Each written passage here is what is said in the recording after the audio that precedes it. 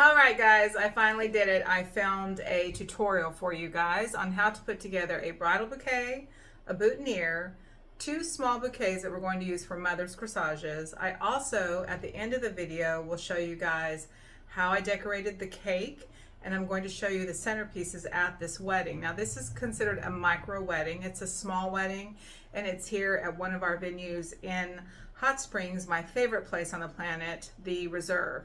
It's a beautiful old southern mansion that they have renovated and turned into a boutique hotel. It's absolutely gorgeous. If you're thinking about doing a small or intimate wedding or an elopement, this is a wonderful place for you to stay here in Hot Springs. In the video, I showed you guys how to put together a hand-tied bouquet, and I kept mentioning a spiral bouquet.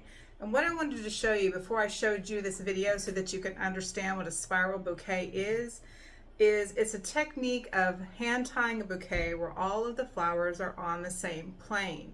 I normally show this technique with wooden cooking utensils because they're round and they're bulky and they're easy for people to kind of visually see. But unfortunately, all the ones that I have right now are flat, so they won't work. But it's quite easy to demonstrate with roses. Now, the roses that I'm using in my tutorial are moonstone roses and these alabaster garden roses, and they are so beautiful. Look how beautiful and ruffly, and they smell amazing. So what you're going to want to do when you do a spiral bouquet, okay, is in any hand-tied bouquet, is clean all of the leaves off of your stems. You don't want any leaves on the stem because it's going to create bulk inside of the arrangement. Okay. And when you're taking your leaves off, pull gently. You don't want to rip, which is what I just did on that stem. So roses drink from the vascular system. That's the outer coating, and roses are woody stemmed, and so they pull that water up from the outside. When you rip that, you're basically creating a stop for that water to go up the stem. That's why a lot of people don't like roses, because they don't think they last very long. And that's a lot of the reason is because of the heads dropping over. You'll see your rose heads will wilt over. That's because somewhere along the stem, whoever processed the flowers nicked the stem. And I'm showing you this for a demonstration today, so I wasn't being very careful. But if you're going to pull your leaves off, pull upward, not downward. So just reminding myself to do that. And you can actually take all the leaves off, especially if you're adding your own greenery. And you're going to want to do that with all of your roses. Of course, you can cut them off with clippers. And I'm going to do that with these before these roses fall apart. These are already a week old. So I look a little different here in the beginning of this video because I already filmed this tutorial last Saturday. And you can see those just fell apart when I was doing the wedding. So I have some of the roses that are left over from that wedding, and they're already a few days old, and I want to show you how to open those roses up. When you get a rose from a wholesaler or from your local supermarket, they look like this. They're tight. Maybe against my black shirt, you can see that a little bit better. And they, they're fine like that. That's a classic rose bud. But what happens is you don't get the full effect of the rose. So what you want to do, open your roses up by leaving them, process them properly, leave them out for a few days, and then they will warm up and they will start to naturally open. And a rose should naturally open. All of the petals are inside the rose and they need to unfurl. So the first thing I did is I blew open that rose. Okay, let me go ahead and take that foliage off. And then very gently with my fingers, I'm going really deep in on this rose. Now you can see how easily these open up compared to in the video. Those were a little bit newer at the time, and I had a little difficulty getting them more open. Not much because I'd already been letting them out, but this is what a rose is supposed to look like. Open, fluffy, and frilly. And this particular rose is just like a petticoat. And if you don't want that relaxed petal look where it's folded back, you can do this, and then you can just gently ruffle your petals back up to get that look. So some of them have already opened up. So I've got two kinds of roses. This is a classic standard rose. This one's kind of categorized as a as a garden rose as well, even though it's technically not a garden rose. It's just because it looks like one when it opens up. And if you need to fake a garden rose, look if your bride is on a budget or you can't afford to do garden roses, because they are 3 times more expensive than standard roses. You can simply get your roses opened up really, really well to the point where you can see the inside, and you can actually pull out a few of those center petals.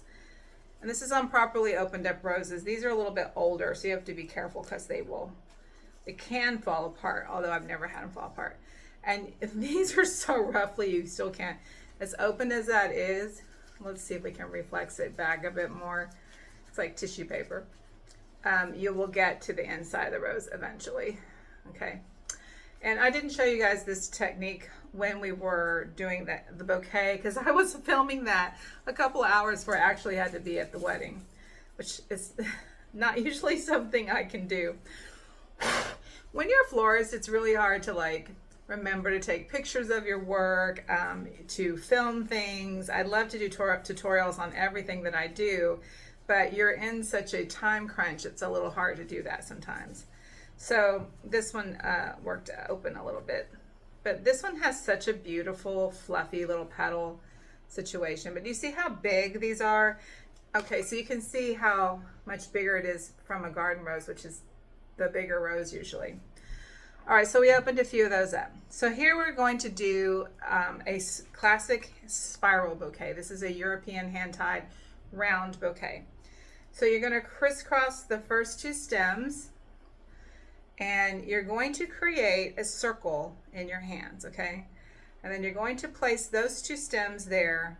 And if you're right-handed, you're going to want to put those flowers in your left hand, and your right hand is going to be the one that designs, okay? So this is going to act like a vase. Think about your left hand as a vase and vice versa if you're left-handed. So I got my first 2, they're crossed, and then I'm going to put every rose after that is going to lay right inside my hand. This is why it's important to remove extra foliage. And I'm not even going to look at this while I do it. I'm just going to go in a spiral formation, okay? And turn the bouquet, okay? And another spiral. So all of the stems should look like this when you're holding the bouquet, all right? And I will show you close up, just a sec here. So everything goes on the same line all the way around the bouquet, all right? Another one there. I'm going to turn and twist, and you see how we get this sort of X shape? That's what you want. You don't want to crisscross your stems, because your binding point, which is the point that's in your fingers are holding onto right here, that should be as narrow as possible. Think about like an hourglass waist sort of shape. Okay, so these roses I'm not opening up. I just want to add those in, just showing you, because they're all so big and fluffy. I don't need all of them blown open. But this is ideally how you want your roses to look when you're working with them. You want them big and fluffy and open. There's a whole lot more visual gravitas to a big open rose than there is to one that's just tight. And you also will see, like, this is that same rose. This is Moonstone, and it has kind of a greenish cast. So you're going to want to pull off your packing petals when you get roses in. And these are already a week old. They never opened up on their own. So I have left them sitting in a vase. Like this one just fell apart because it's old. But if you leave them and you don't change their water, you don't do anything to them, they're just going to stay like this, because most consumers think that roses are better when they're tight, but the real beauty is in the inside, and this one's really soft and squishy. So another way to tell whether your roses are good or bad is when you're at the store, if you can only buy them at a grocery store, squeeze the head of the rose. It should feel like a hard-boiled egg. If it gives too much or it feels like there's an air pocket in there, then avoid those roses. That one's really soft. Like I said, these were just the older leftovers, and I wanted to show you guys what I was talking about by a spiral. So as you can see, I've got that in just the circle of my fingers, okay? And I'm going to get up close here on the camera and show you guys what I mean about a spiral. So do you see how everything is going around on the same plane, which means they're not crossing. Once you have done that, and I really do have to be careful with these because they are older. Once you have done that, then you can easily move up and down the stems of the bouquet, okay? So it's just the way to make a perfectly round bouquet. And you need about 12 to 15 roses. These roses are probably going to just fall right apart right now. But that's about how many you need for like a bridesmaid size bouquet. For a bridal bouquet, we usually use about 25. And that's a lot of roses. And you want to make sure that you have the hand strength to hold them. So just for, because I want to fill this spot up, we're going to blow this one open. And I'm going to put this rose. And so when I do that, I'm going to go over the top of my hand, the same direction as all the other ones, and put that rose in. If you put your roses in properly on that spiral, you can pull them out easily. You can tuck them back in easily. And then you can have a very perfectly formed round bouquet. And this technique, once you master this technique, you can make any bouquet like this, okay? This is a proper way to do it. The reason why we want to do a spiral is because you want a narrow binding point and you want this sort of spread out, because when you go to ribbon wrap or attach your binding wire, or not binding wire, but wax string or tape to your bouquet, you want all those stems to lay on the spiral so they don't crush each other and bend. And what I mean by a crisscross bouquet, so I'm gonna let this one go down here. I'm just realizing I don't see my clippers. One sec. These are good florist clippers that we use, kind of like a dolphin bill. If you were just to crisscross your stems, which is what a lot of people do because they don't know, they're just trying to create the shape that they think the bouquet should be. A lot of inexperienced florists will just push you see that head just popped right off there. They will push the flowers up to each other. There's no rhyme or reason. You can create a bouquet this way, especially if you have some nice open roses, but your stems are going to be a lot bulkier.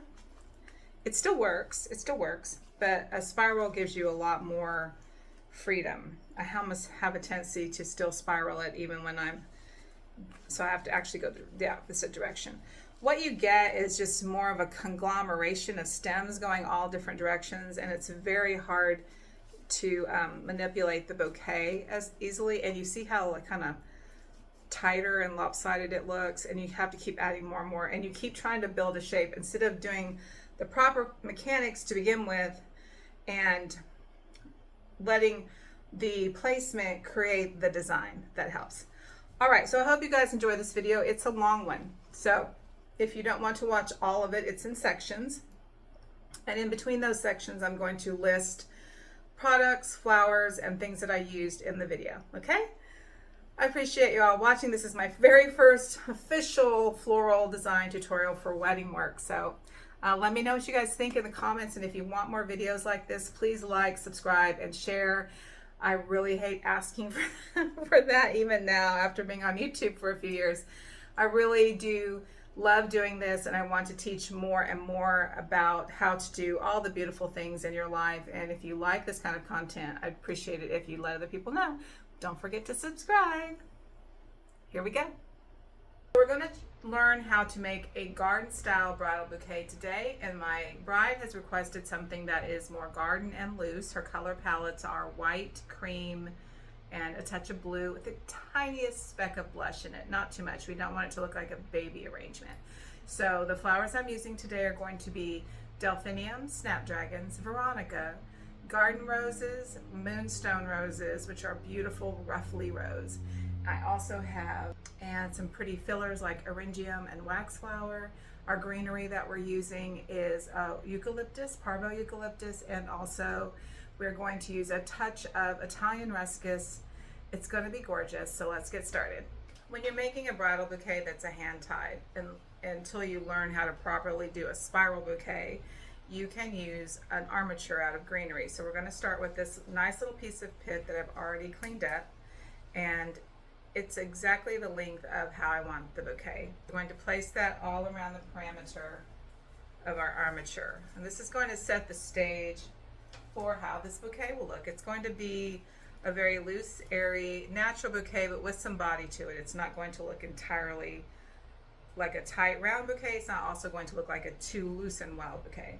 Right now is adding some touch of wax flower as a filler, and I'm building that into the middle of the bouquet. And when you do a spiral bouquet, everything goes on the same line.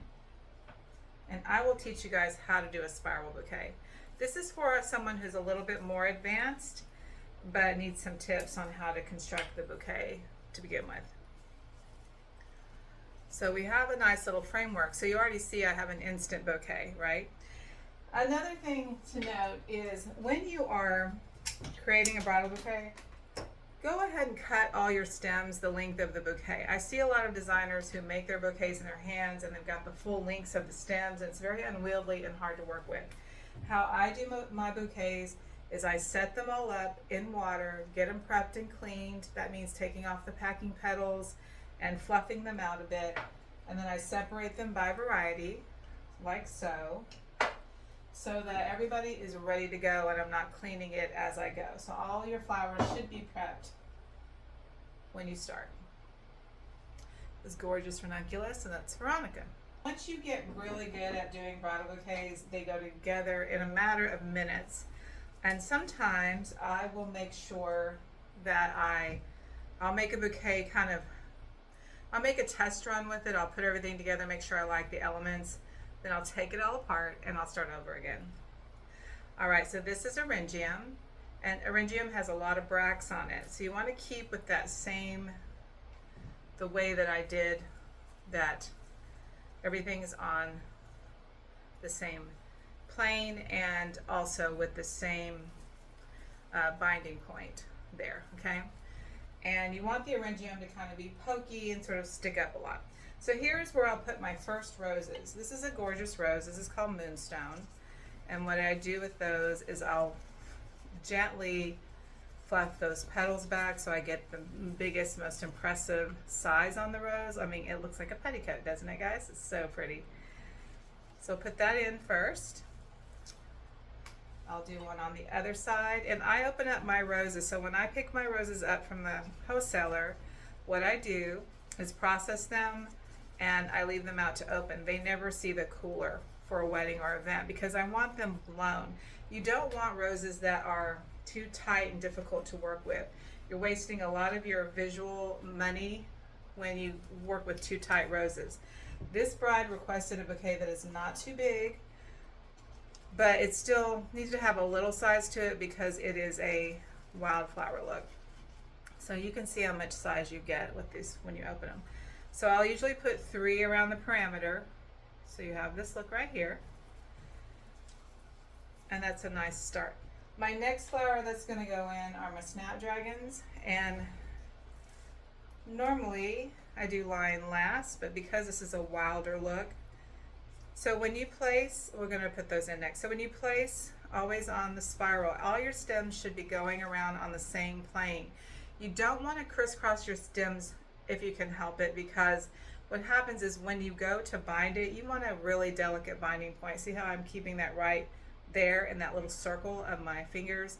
If you crisscross a lot, you're going to get a massive binding point on your bouquet. So what you want to do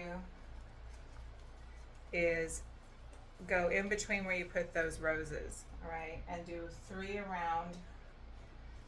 And the thing about flowers is it's very mathematical and very symmetrical, but it's how you design it that's going to give it that kind of whimsical asymmetrical look. You want to make sure when you're designing that you keep everything even as possible in the beginning, and then you can add your thrillers later. Sometimes we try to get a little wild in the beginning and then we lose our shape.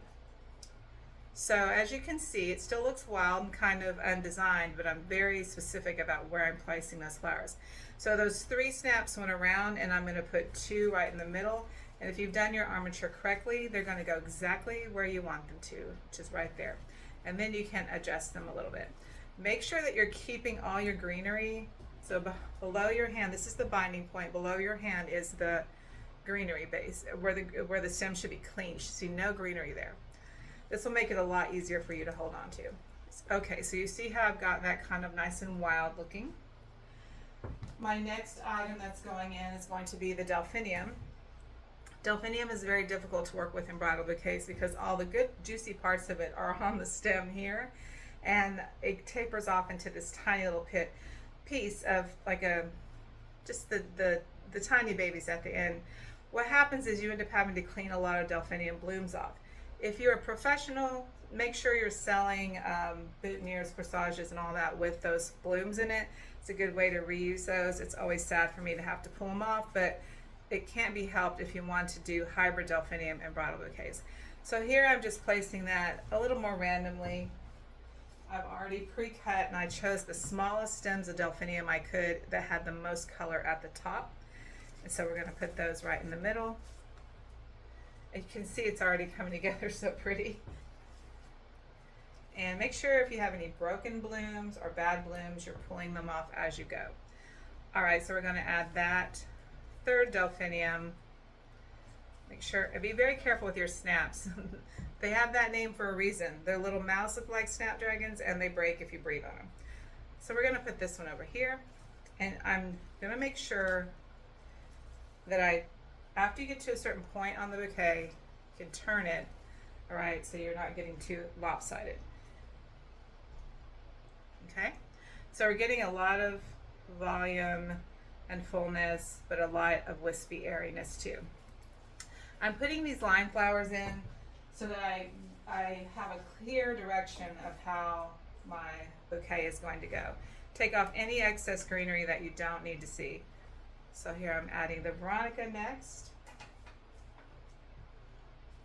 And Veronica is very pretty, it's very wispy, it's very summery. And the way that I design usually is I do one kind of flower at a time. This keeps me from getting a little confused about what I'm working with, or did I add all my elements correctly. Also, it keeps me on track, and I go a lot faster when I do it that way. See how there's a lot of greenery on the stem? You do not want that greenery in there. It's just going to make your bouquet heavy. So make sure if you didn't clean it off originally that you do. Now you see how comfortable my bouquet is? I'm still holding it just in that circle in my hand, and the stems are quite short and manageable, and they'll be fine like that. They don't need to be the full length of the stem. That just really makes it difficult to design when they're like that. All right, next we're going to add a secondary flower like some spray roses. I'm going to put those in like so. And I am filming this, guys, for you. This wedding is this afternoon. So this is my first attempt at doing this, so bear with me. I wasn't as organized about this as I thought I was going to be, because I didn't think I'd film. I didn't think I'd have the time to do it, but I have some time. So there's spray roses. You see I'm adding those in to kind of fill in the areas that look a little weedy. Here's the thing with weedy bouquets. It's fine to do a weedy bouquet, but you need something to give it a little volume, because otherwise it can look very sparse when it's photographed and not pretty. So I'm adding those spray roses in now. They're a smaller rose, are a little easier to manage. Now I'm going to go in and add some greenery. Now at this point, and at any point that you're doing your design, you can use what's called wax string. This is what I prefer. And it is the way that Europeans tie their bouquets. A lot of florists use strapping tape, and you can definitely do that. I only use the strapping tape. This is Oasis strapping tape. I only use this when I'm done. I do not use it while I'm making the bouquet. I don't feel like that's necessary. And also, once you put that tape on, it is like duct tape. It's literally like green duct tape. So it will stick to those stems. It makes it very hard for you to move stems around. So the trick with using wax string is you'll put, and actually I didn't cut a long enough piece to demonstrate that. So what you're going to do is cut yourself a generous piece of wax string. You're going to go through a lot of wax string if you're a professional florist, so buy it by the case. Run it over your thumb like so. Go around the bouquet a couple of times, okay, like that. And then you're going to take it, slip it off your thumb, and then you'll have two ends. Lay the, and I'll do a close-up demonstration of that. You'll have an end from the part that you release from your thumb, and then the longer part, and then it makes it very easy to tie. So do you see how nice my bouquet shape is? Do you see this spiral here? That's what you want, okay? You want all the stems kind of going in the same direction on a spiral. And the reason why we do a spiral is when you go to tape and add ribbon to the bouquet, what's gonna happen is you gotta compress these stems, all right?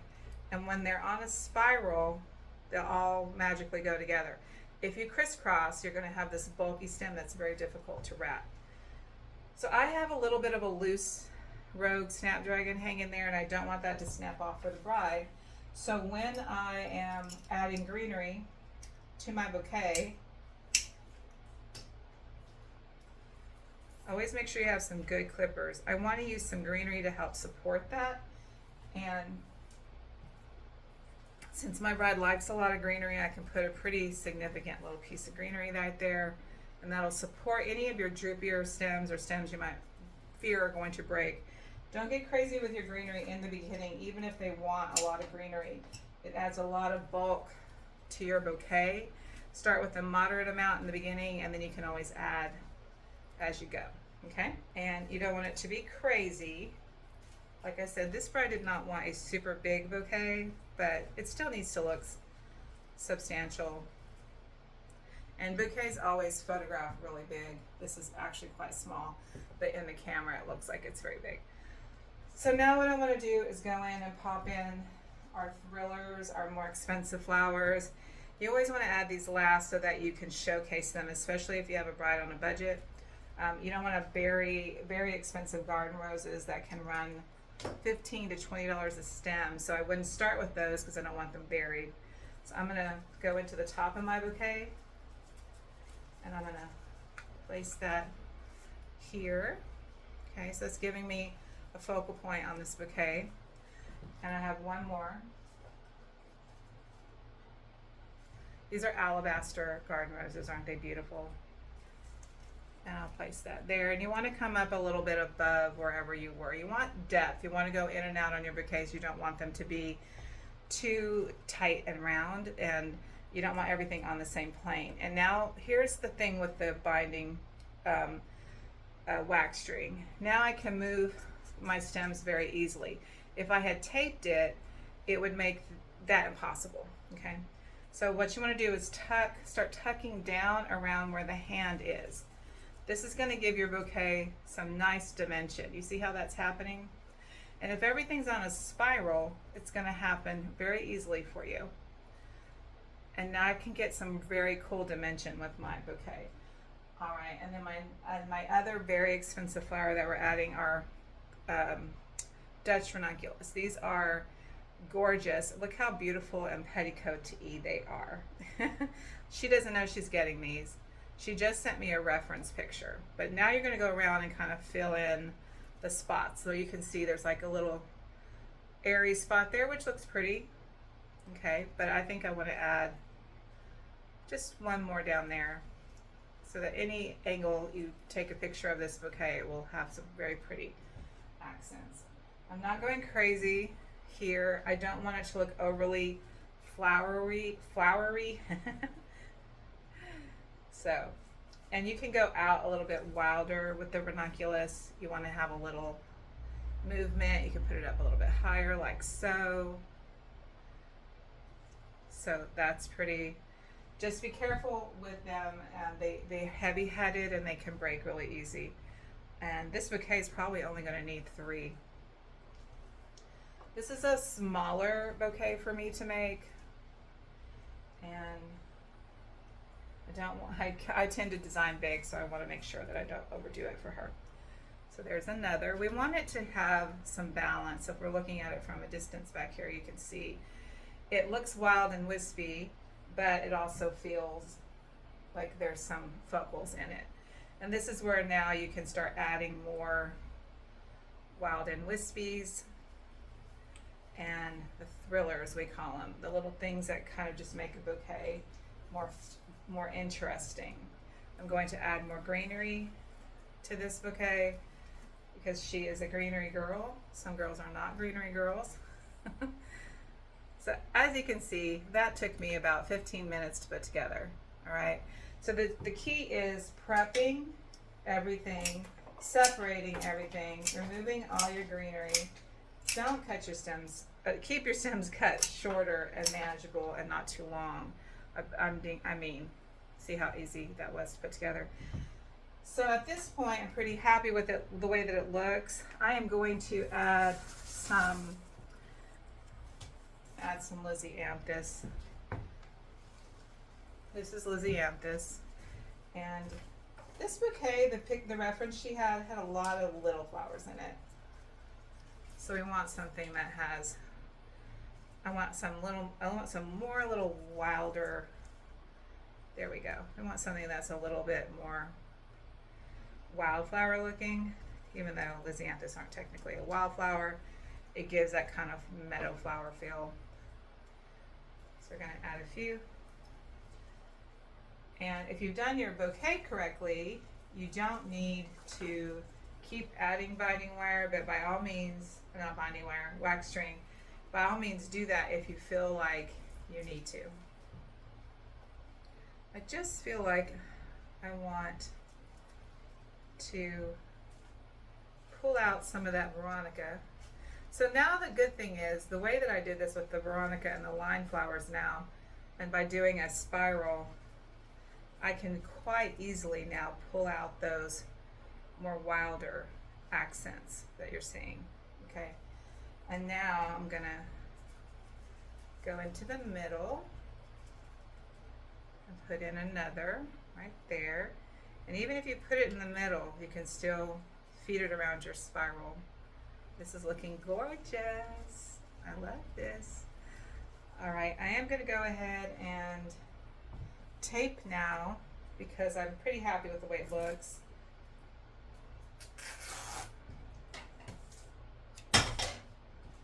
You could also pre-cut your tape and just have it out and about for a little more ease. I'm gonna go ahead and tape it because it's getting a little heavier now, and I want a little bit more control, and I don't want to lose the shape of it. So that tape is literally like duct tape. It just holds the whole bouquet together. This is a very light feel, and I always work in front of a mirror too so that I can see how my bouquet is looking. It's looking great. All right, I'm gonna add a couple more Lysianthus, and then we're gonna wrap. No, sorry, we're going to add a touch of, this is Italian ruscus, and I always cut from the bottom for my bouquets, and I use the tips for more of the arrangements. So always learn how to utilize. So if you see a stem of this is quite long, you don't want to cut the tip off and use it here. You want to cut from the bottom, okay? And cut it on the laterals, and save all your greenery pieces for corsages and boutonnieres. I always make the bridal bouquet first in general, or I put aside those flowers until I'm ready to make it. I like to be really fresh when I make the bouquet, so I either make it first or I get everything else done, and then the next day I'll go in and do the personals, because you want to be, and check your greenery stems. Like this one has a little yellowing on it. We don't like that. You want it to be as beautiful and perfect as she is. So we're adding just a touch more greenery. Just a little, not too much. I'm going to grab one more piece of ruscus. And normally I would have had that prepped. I just forgot about the ruscus.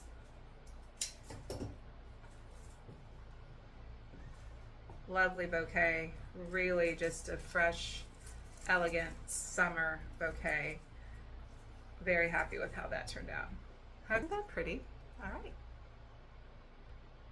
I almost forgot, my bride didn't have a specific color palette, just a blue, white, green. Of the picture she sent me had some pink in it, a little touch of blush. So we're gonna add that in to make this bouquet look just a little more interesting and give it dimension.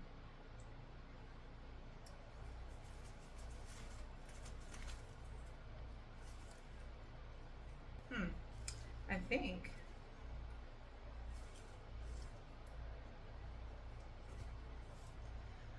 we don't want that pink to be overbearing. I really just want it as a little nuance in the bouquet. So I think I'm going to bury it a little bit so it's not the very first thing you see, and we're only going to add a couple. My rule is usually 3s on bouquets, but I think with this pink color, I don't want to take away. And normally I like another touch of some pink in the bouquet, so we'll see. I may adjust that. Okay, so what I did, I wasn't crazy about just the pink in there by itself, but what I did is I went in and tinted slightly the white spray roses with a touch of blush. Design Master makes a whole entire line of special tints and colors for flowers, so they're safe for flowers, because I want to add the pink, but I don't want it to be this one glaring pink thing in there. So the blush itself is nice. I'm going to see if I like the pink, and that just gives it a little bit more nuance. I like it either way, so you can decide. This bride is very easygoing and she didn't have a color palette, but I didn't want to incorporate too much pink if it's not even something she wanted. So by doing that, you can add a little bit more dimension to a blue and white bouquet. You have to be very careful with blue and white. It can come off looking cold and sterile. The other thing to do with blue and white is to add a touch of butter yellow. That's my personal favorite, or the blush. A blush keeps it from looking juvenile or baby-ish. And when you add pink, don't go overboard, just a touch. But that really makes the bouquet pop a little bit and look less bland. Blue and white can, like I said, look very cold and sterile otherwise. Overall, I think that turned out really beautiful, and I think she's going to be super pleased, and it really works well with her centerpieces as well. It's just a light, airy, delicate summer look. What do you guys think? Beautiful. All right, so here's our finished bouquet. I went back and looked at the reference picture, and my bouquet was looking a little pointy, so I compared to her reference picture. So I took out the delphinium, I clipped it. Now it's very heartbreaking for me to cut a delphinium right, it's the prettiest part's the tip. So what I do is make sure that if I do that with the delphinium, I kind of conceal that little chop with another stem. It's not so noticeable, but because I don't want to pull that out of the bouquet at this point. I added just a touch more greenery, a couple of the pink roses down at the bottom so they're not so in your face and just as an underlying texture and color. And then I took my strapping tape and I bound it around here. Now the bouquet is a little more substantial. So what we're going to do now is finish the bouquet with ribbon. So there's a couple ways to do this. If you want your bouquet to have a stemmy look, then you just want to go around a couple of times with the strapping tape around the binding point. If you want a shorter stem look, then you're going to want to wrap that binding tape all the way down as far as to the point you're going to cut the stems, because that will help give you a shorter bouquet. I don't want to do that on this bouquet because this is more of a picked look and I like a little bit more natural base stem. I never really like very long stems on a bouquet. There's a couple reasons why. The bride will end up holding her bouquet up like this when she really needs to tilt it down. If the stems are too long, it kind of hits her stomach, and you don't want those green stems hitting a bridal dress, especially a white dress. So I usually will cut all of my stems, even if I do a wildflower look. Cut those into the bucket so they're not going everywhere. You don't need to have massively long stems on your bridal bouquets unless it's just what the bride wants, like she likes that aesthetic. Sorry, I just realized I was bending over there. So that's perfect. The balance of that's perfect. If you have any stray, really longer stems, then trim those. You want to go around and make sure there's no greenery sticking out anywhere, that you have clean stems. Sometimes the tape catches the leaves. Just take a minute and go through and clean your bouquet stems. That's a perfect spiral. If I were to set this on the table, it'll stand on its own. That's the mark of a good spiral bouquet, by the way. Another thing you want to make sure you do is invest in a good pair of ribbon scissors. I can't tell you how many times I've worked at a flower shop where everyone's using the scissors for everything. Cutting, you never want to use scissors to cut flowers or greenery, by the way. So invest in a pair of ribbon scissors. It makes a difference, and tag it. I'm going to just do a touch of light blue around this bouquet. I usually will match to the dress if it's white or ivory. I just feel like the blue will give this a nice little pop. This bride's so easygoing, she doesn't care. So cut yourself a piece, or if you don't want to do that yet, so you don't waste it, I'm just going to press.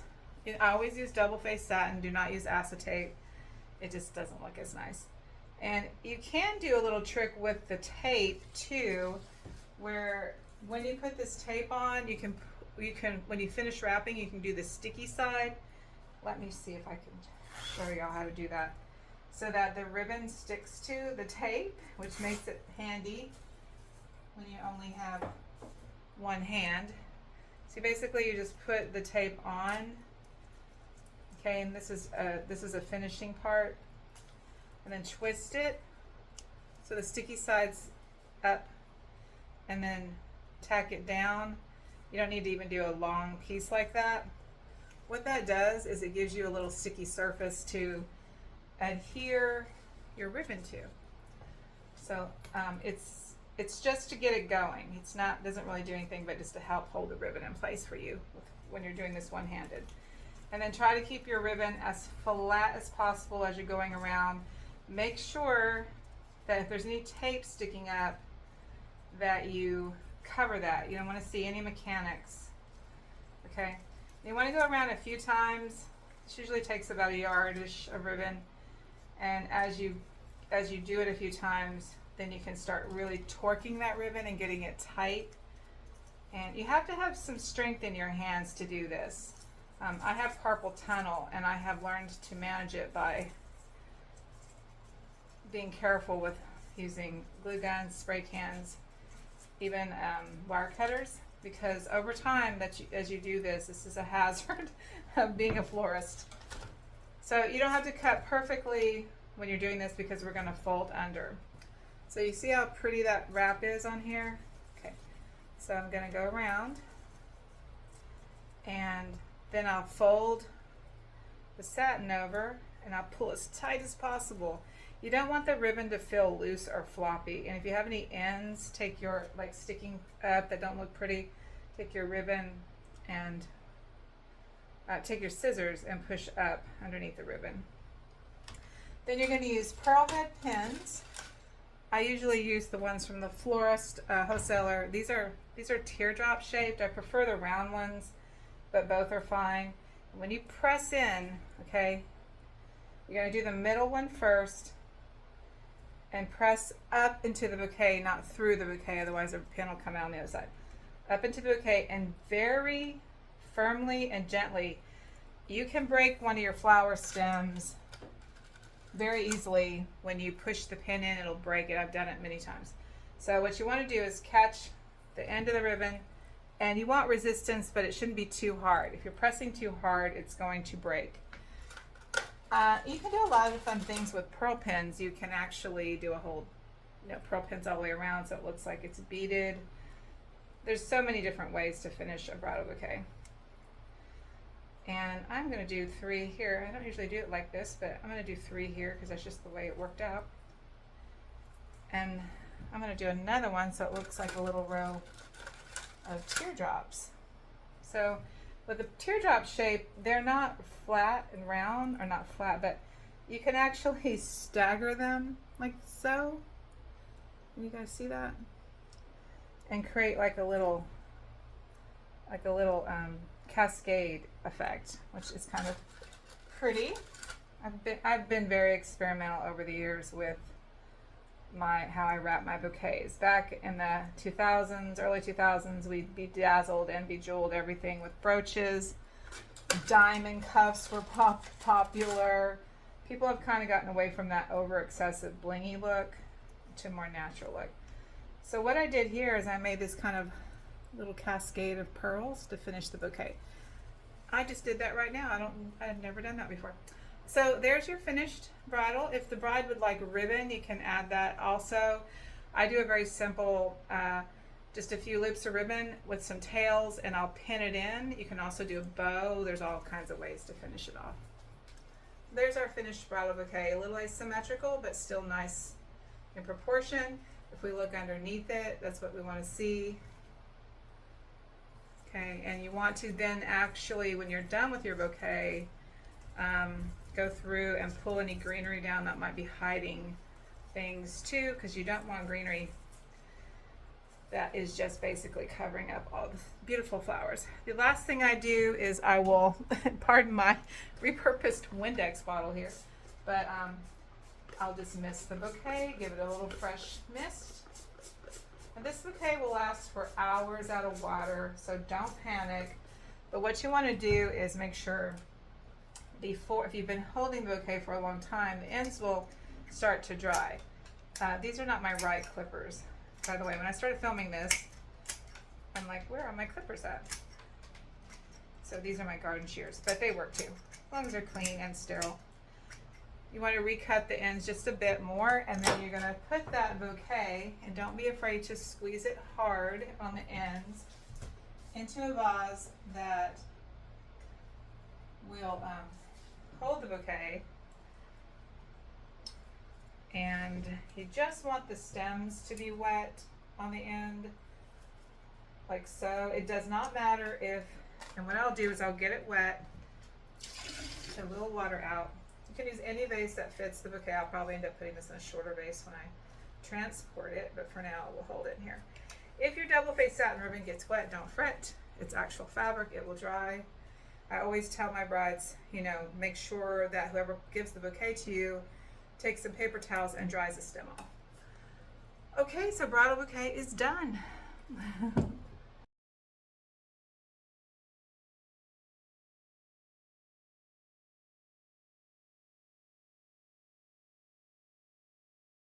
All right, the next thing we're going to do is make a mother's clutch.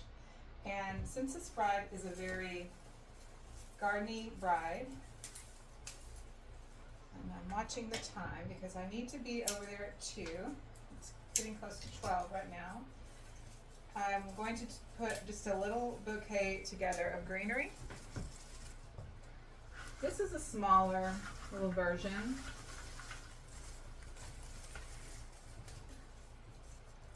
And what we're going to do is just make a small clutch. This mom and the mom's bouquets are usually a little bit tighter and rounder, but because this is more of a wildflower look, I'm going to do it a little more loose and natural. Take 2 of those beautiful, probably wondering why I just blew on that rose. If you're a florist, you already know why. Kind of helps open them up. Don't be afraid to get your fingers inside. If you properly opened up your roses, they will yield. If they're super tight, straight out of the cooler, or you just picked them up, they won't. So you want to make sure that you're opening up your product so it looks nice. Some wax flower as our filler.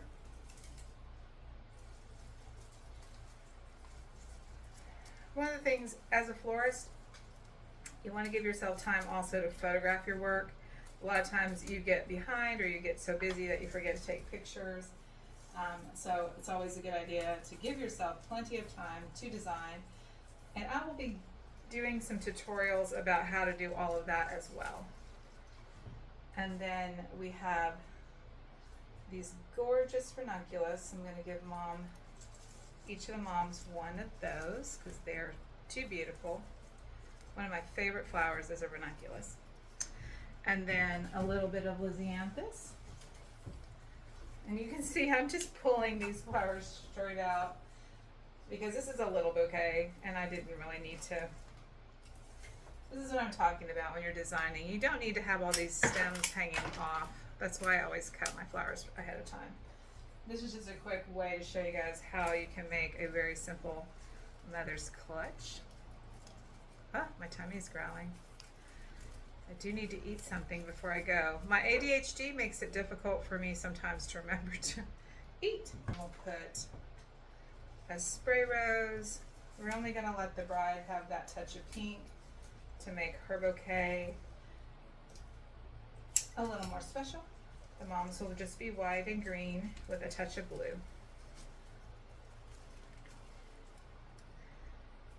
And these roses are so big, but for a mom's clutch, you don't want them to look like they're carrying a miniature. Well, you kind of want them to look like they're carrying a mini bridesmaid's bouquet. All right, and then we're going to add a touch of that Orangium, except to the other room. So I just broke off some of the bracts of the Orangium, and I am just popping those in for our touch of blue. Just making sure this has a nice shape to it. I'm going to add some of these shorter spray roses, and you can use all your laterals. Okay, make sure you save those and put them in a little container of water so you can go back and use them for boutonnieres, corsages if you need to. And there is a very quick and simple mother's clutch. We're going to do one more. Because that's so fast and quick, I'm not even going to worry about using my wax string, so I'll save that, and I'm just going to tape this bouquet. And voila, it is done. And we'll put that in water. And then I need to make one more. Since I kind of just winged it on that one, I'll show you guys specifically a little bit more uniform way to do this. Start with the basic greenery, start with 3 roses, double check that your roses aren't bruised. White roses bruise really easily. They get smushed in their packaging sometimes, and sometimes when the guys deliver the flowers shift to the bottom, and your white roses, the tips of your white roses get bruised really quickly. So I'm going to open this one back up. Got a new one. So you just do a grouping of 3 flowers, okay, with greenery. All right. Now I'm going to cut those because I don't need them that long. I'm going to pop in all my little bracts and satellites and all the little pieces that kind of came off before from other stems of flowers. I'll also teach you guys about color theory, how to select your flowers, how to order your flowers, how to stay within a flower budget, which I will admit I am not great at. I always like to have a little extra just to be on the safe side in case I have any product that goes down. Because I am an independent, I work from my studio right now anyway, I have to be very careful about my product, and because I don't have a way to sell any excess that's left over like a normal florist would. A lot of studio florists have that problem, and so they have to be very careful about the minimums that they do and the orders. So we just put a little greenery, a little filler around. Now I'm just going to put in one really perfect ranunculus bloom from my little dazzler in here, and I'm also going to add the spray roses again. So we're going to put in a few spray roses like so.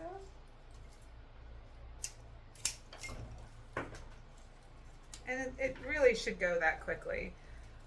It shouldn't take you too much time at all. Oh my gosh, the light coming in the window right now is so pretty. I gotta take a picture of this bouquet before it moves on. It's been very cloudy and overcast, so get a good shot of that bouquet. All right, and that's it on this one. So we have 2 mother's clutches completely finished. Didn't take any time at all. So basically if you start with 3 roses, have one just really nice garden flower, some filler, some spray roses, you'll be good to go.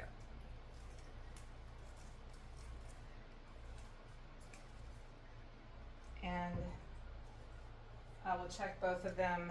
This one looks a little juicier than this one. This is Mother of the Bride. So we'll make sure that Mother of the Groom looks as nice. Always want to make sure that they both look equally full. Know how people get. All right, guys, it's getting a little overcast, so I turn the light on so you can see. So here are our finished Mother's bouquets, generally about the same size. I finished them off with ribbon. I will tag these bouquets for the Mother of the Bride and the Mother of the Groom. The reason I do that is so that the ladies don't have to choose which bouquet they like better. It's just something psychological about that. So, but they turned out really pretty. This one looks a little bit larger, but not by much. So we'll make that the Mother of the Brides. Anyway, I hope that helped show you guys how pretty and simple and easy these types of bouquets are to make. Now, I did add some Veronica. Forgot to tell you guys that. The little wispy garden flower, just to kind of keep it more in line with the way the rest of the flowers look in the wedding.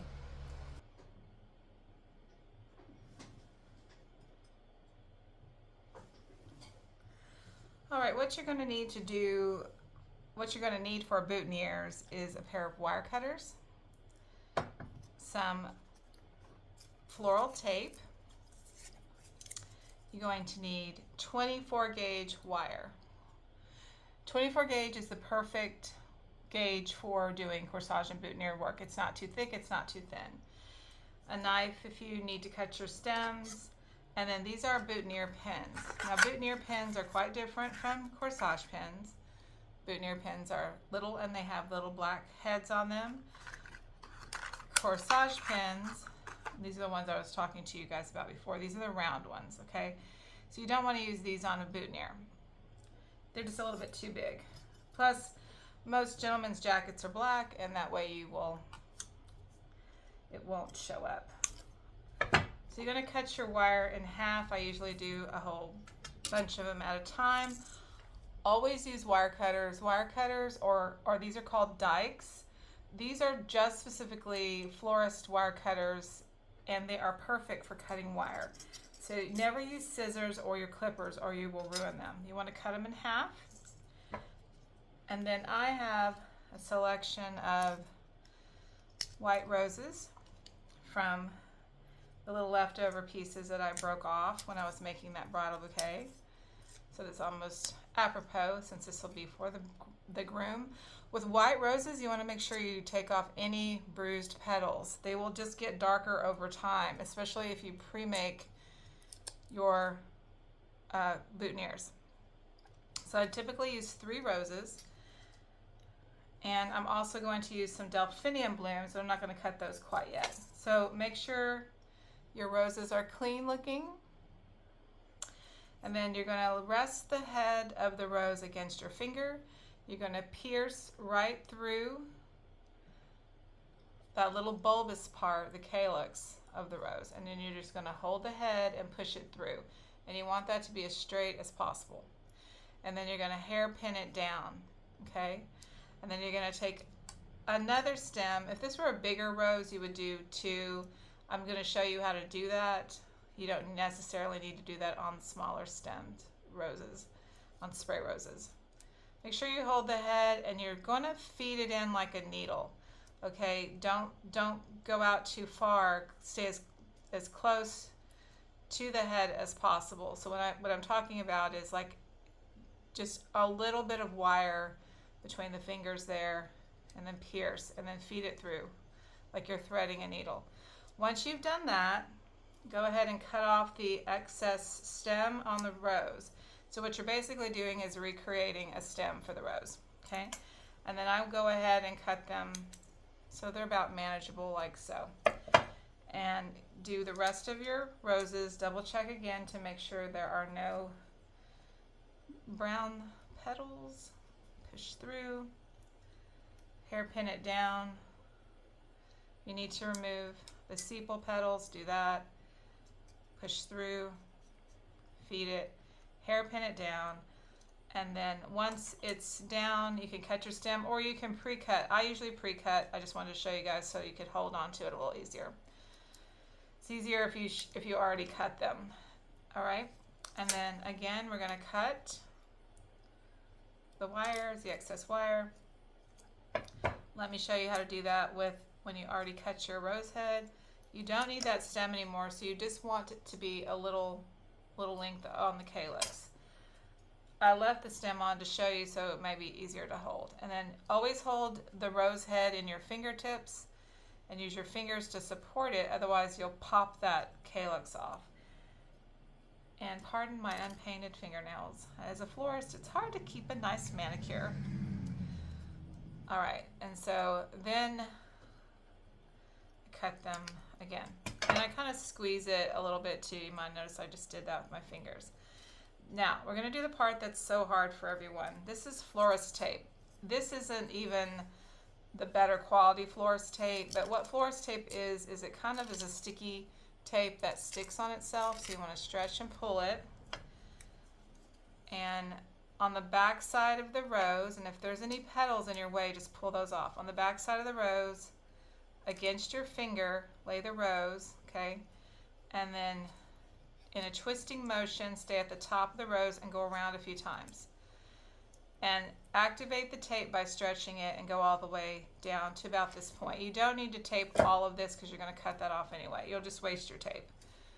Same again. If there's a petal in the way, get rid of it. You're not going to see all those petals anyway. I do not denude them of petals. I like them on there, but if one's in your way, just take it off. So you're going to go around a couple times. If you have trouble with this, practice on a stem or something. This tape gets stickier as you activate it. And you don't have to be perfect. This is all going to be taped together anyway. So this is the kind of tape, this is the type of quality you get at like Michael's or Hobby Lobby. I had picked this up one time when I was out of tape. The regular florist tape is the same, it's just a little bit better quality. Okay, so we're going to pull it. It's probably made by the same people. This one's just a little sticky. And that's all you need. So there you have created basically artificial stems for your roses. And now what I'm going to do, I had a whole bunch of blooms that were left over from the delphinium, but I'm going to use actually a little bit more pristine blooms here because I want them to look perfect. Delphinium are harder to wire, and you can use a 28 gauge wire. If you're a professional and you're a new florist, 28 gauge wire is a little bit thinner and it's a lot easier on these delicate flowers. But I've used this 24 gauge with success as well. You're going to pierce into the bottom part of the delphinium and be very gentle with this and just bend slightly. Sometimes I don't even bother wiring them, and then I will clip off the excess and just gently, you don't need a lot here, just gently tape it on. You're just creating something to hold on to so when you go to wire, it's on there, okay? And like I said, this tape is not the best. It does not stick to itself really well. One of my tricks too with delicate things is to score the tape down the middle so I have half the tape, and it makes it a little bit more lightweight. Also check for any wilted blooms because this will not have a water source. Usually I'll just pick up one of my cut off pieces, just go through the bottom part of the delphinium, gently bend. That's why that 28 gauge is a little bit better for more delicate stems like this. And then delicately try not to get your blossom petals caught there. Ta-da, da-da-da. So I got 2. So there's a lot here. I may not need all of this, but I usually will do 3 plus an accent. Then we're going to take some of that parvifolia eucalyptus. I'm going to strip it, clip it, strip it and clip it. Look for, things that are bug eaten. You don't want to use that.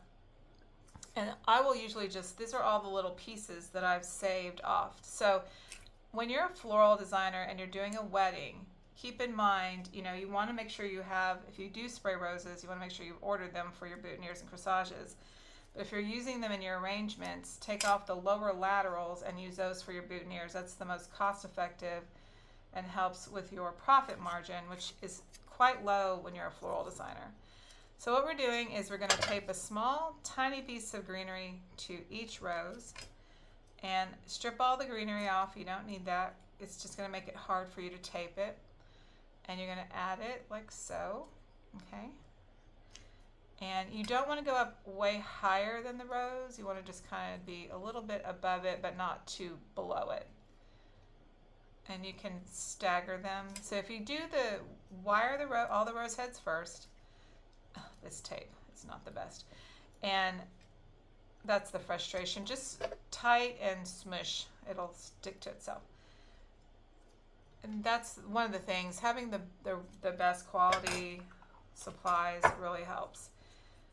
And then I'm going to hold off adding another greenery.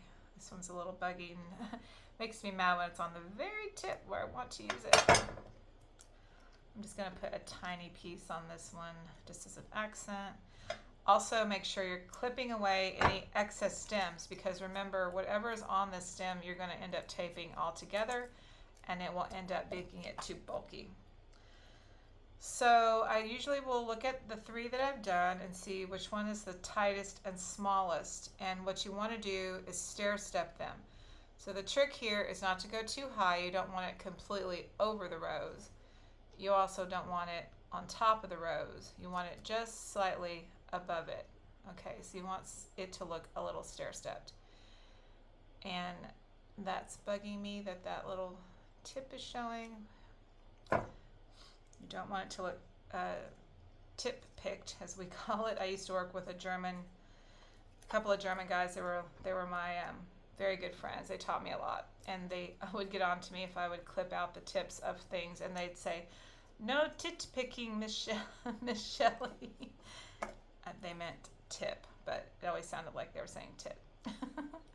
So with this, you can just do that and call it a day, and that's very pretty. Or you can do 3 roses, like so. And when you're doing the 3, you just kind of play with it. You want to stair stack it down, and what you want is for it to look like that behind. I think I'm going to go ahead and do the 3. It's just my habit to do 3. We don't want it to look too bulky. And then I will just do one of the blue delphinium blossoms. I'm going to pull that greenery down so it sits there. And then that picks up. And that's very pretty, very simple. You notice that I put down a paper towel. You can use paper towel or bar cloth or whatever you'd like to use. And I do that to kind of, when you're working with boutonnieres, it's very small detail work. I put this down so I can see what I'm doing. And also, you'll notice all this little debris. When you're done, it makes it really nice just to pick all that up, and you are able to clean up your space pretty easily. My fingers are so sticky from this tape. So there's an instant little simple boutonniere. Turned out really pretty. And then if you want to add a little bit more flourish, we did do this Italian ruscus. Italian ruscus and eucalyptus are pretty much the standard go-tos with boutonniere and greenery because it's delicate. So we're going to see if we want to add it. I don't even know if it needs it. It might be overkill. You got to learn when to stop when you're doing your... Might put a piece just because it's in the bridal, and I like to kind of tie what's ever in the bridal. I'll just use this to kind of frame the bottom, but not too big. And then let me get a little bit of wax flower.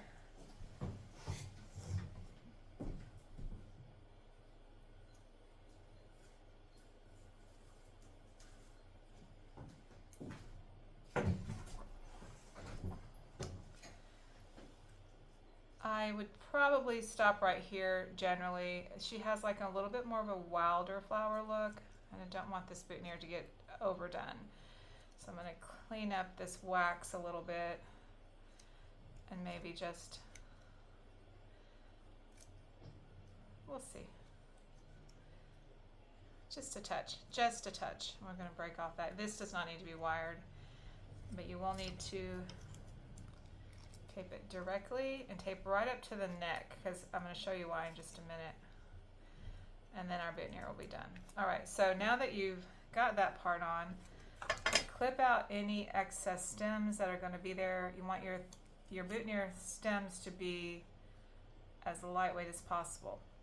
Now if you wanted to do a very wildflower look, you could actually not wire any of this and just do a little miniature bouquet, and I have done that too. They didn't really ask for that on this one, but I can show you a way to do that even if you do like a wired look, is you literally can just take the stems. So what I did is let me not jump ahead too fast here. What I did is I cut my stems and I taped them. You want to make sure all of your wire is taped, because then you're going to ribbon wrap this, okay? But if I want to make this look a little bit more wildflower bouquet looking, what you can do is clip off a few of these stems and create faux stems. So this takes a little bit more of an ambidextrous sort of, well, not ambidextrous, but sort of you need to be able to hold on to all this while you tape it. So we're going to clean up some natural stems here. Why didn't I just do that to begin with? Because I wanted to show you guys how to make a boutonniere. And as much as I like that look, sometimes it doesn't hold up very well because the flowers are not in water. So what I'm doing basically is completely covering up the fact that there is green tape there. And why I like to do the wax flower, so basically I'm creating faux stems, okay? And that way the flowers are still, and you want them to be not too perfect. And then you're just going to tape it. So I'm saying it takes a little bit of skill to do that. What that does is creates a little miniature bouquet effect, because I'm going to take some ribbon and wrap it. Just make sure you tape that well and that everything is bound well, so your little stems don't fall out. You could also use some Oasis glue, flower glue, to hold them in place if you're worried about not taping it well.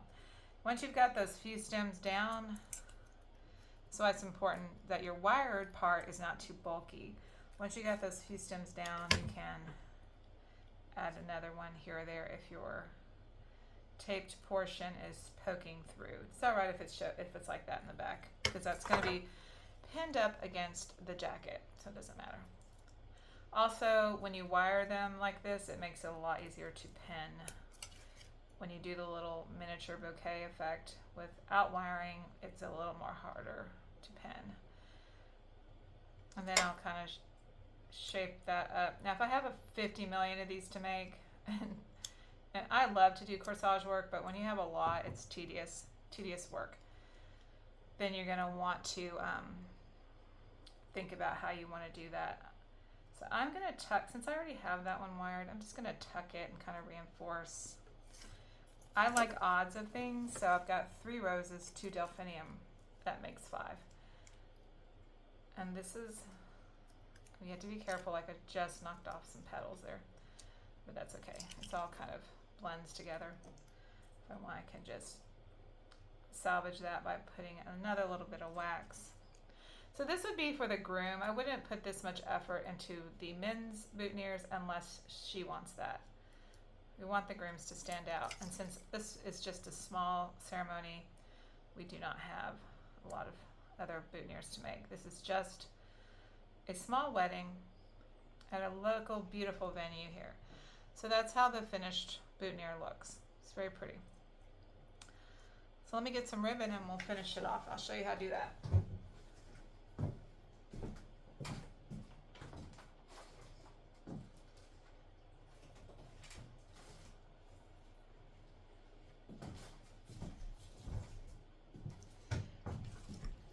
So we're going to use the same blue satin that we used on the bridal bouquet. This is a smaller piece. Ribbon is expensive, so I usually don't cut it until I'm ready to. I hate it when I've got too much and then I've already cut it, but it's not enough to use for anything else. So what you want to do is you're going to start wrapping and twist it a little bit as you go until you've got a nice covered bit here. You see that delphinium just kind of disappeared in there. And then cut it so that the end is going to be on the back. My scissors are starting to get dull. And then same thing as with the bridal. On a bigger boutonniere like this, you can definitely just pin it. You can also hot glue it. That's my preference. Or Oasis glue, but that's messy and it's just as easy to pin it. So you're going to pin straight up into the wired part there. Sometimes you just really need one pin. I'm going to do two. People always want to know why flowers are so expensive, and it's just all the labor, all the knowledge you have to have, all of the supplies you need. It's not just the flowers. And there you go. That's our finished boutonniere. And I'll make sure that you put your pins in right when you're done. So you do not forget the boutonniere pins. That one little simple thing will cause you so much anxiety if you get to the wedding, delivery and setup, and you have no boutonniere pins. And they're not like something you can just go find very easily at the last minute. So let me show you how I clean up my mess here. Very quick. I keep a bucket handy for all the debris. And voila. I hope you guys enjoy that tutorial.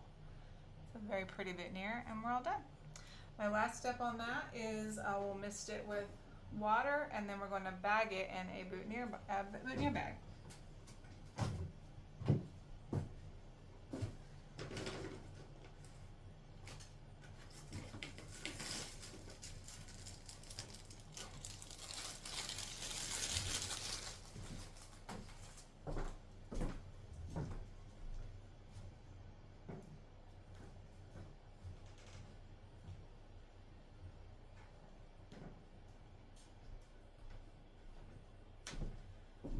So I'm going to mist it, and I use boutonniere bags instead of the plastic cases. Unfortunately, we have to use some kind of plastic to preserve the flowers right now. I will mist the bag, then I usually use a little bit of some kind of crinkle cut paper inside, just for the aesthetic of it. And then our little boutonniere has a cushion to lay on. You can put them in either way, however you want. But that protects him. And then I will take the blue ribbon we're using.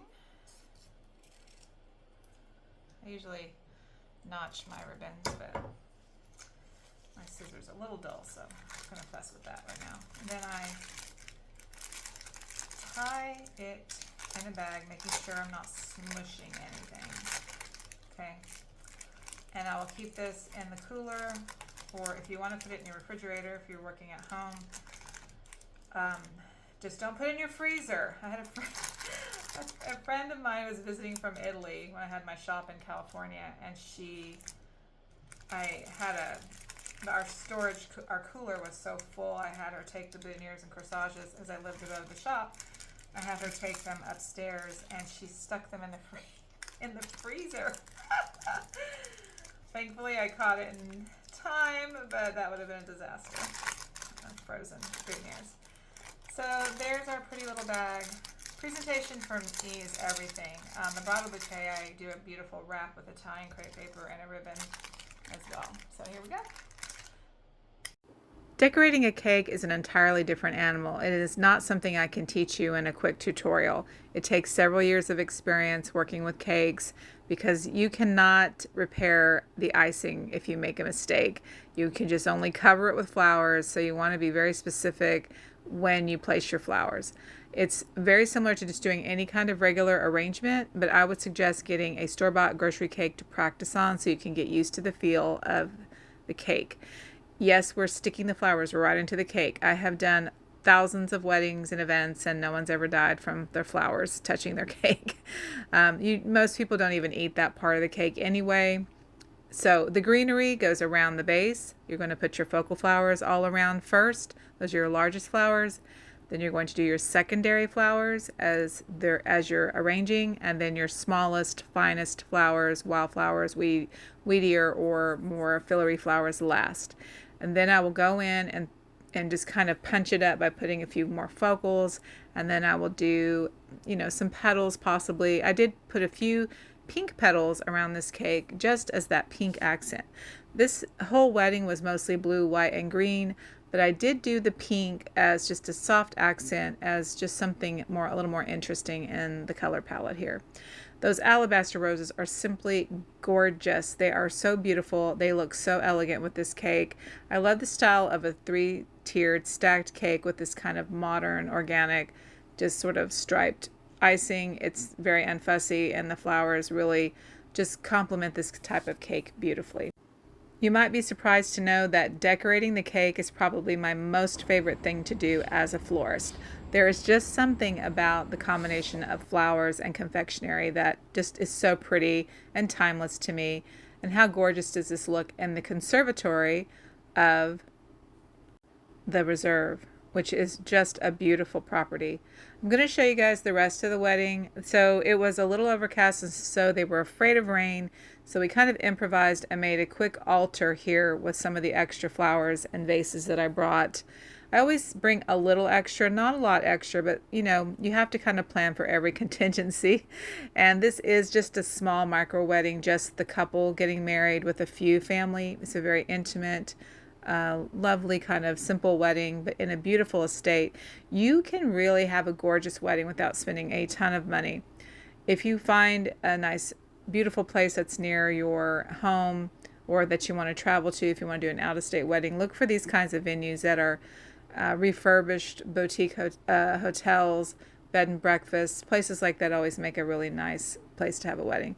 So here I just incorporated some flowers with some pillar candles. I added some blue ribbon as accent. This is just to kind of give her a focal point. They're going to get married right here. This was not the plan originally, but we made it work. It's not big and showy. It's just simple, elegant, and tasteful, and it just made a lot of difference for her. She was very excited about it. Next, I'm going to show you how the conservatory looks here at the Reserve through the window. They have a beautiful crystal chandelier. The bride wanted just some beautiful, simple bud vases going down the lengths of the tables. So we just did a mixture of different sizes of vases and all of the colors of the wedding, with some shorter vases, with some bigger vases. I threw in a pink Mondau rose here and there. Overall, this is a very timeless, simple look. Some people prefer this bud vase look over having one larger arrangement. And the wedding was taking place inside the conservatory here, so the tables were pushed back. They were not set here, and I just had these flowers in their groupings. Later, after they have their ceremony, the staff will push the tables together, set the tables, and kind of finagle these arrangements a little bit so that they're kind of in a little bit tighter groupings, but I just laid it out for them so that they didn't have any difficulty when they did that. This is a very fresh, classic, clean, timeless look. There's nothing extravagant going on here. Just a lot of really pretty flowers in a really pretty setting. A very simple wedding overall, and I think it turned out great. And if you remember the bridal bouquet, it all just ties together really well. The mother of the bride brought in her own candles and hurricanes and votives. I think the Reserve also supplies those as well. The Reserve is in Hot Springs, Arkansas. It is a historic site. It's been remodeled. It's beautiful. This conservatory that they have on the property is so beautiful for weddings. It's one of my favorite venues I've ever done weddings at, and I have done weddings from here to California. So it's not a bad place if you're thinking about getting married in the Arklatex area. It's only 3 hours from Dallas. It's 3 hours from Louisiana, or I say 3 hours from Texas. It's 3 hours from Louisiana. It's close to Missouri. It's a really short drive here if you're in this area. And I've had brides that have flown in from all over the country to get married here. I hope you guys enjoyed this video. This was a lot of fun for me to do, and a little bit more planning for this one. but I will do some more tutorials for you. Let me know in the comments what you're looking for, if this is helpful. If you're a budding florist and you need to learn more tips about processing flowers, how to care for flowers, how to order flowers, I'm happy to start doing some more tutorial videos. Thank you for watching, and don't forget to like, subscribe, and share.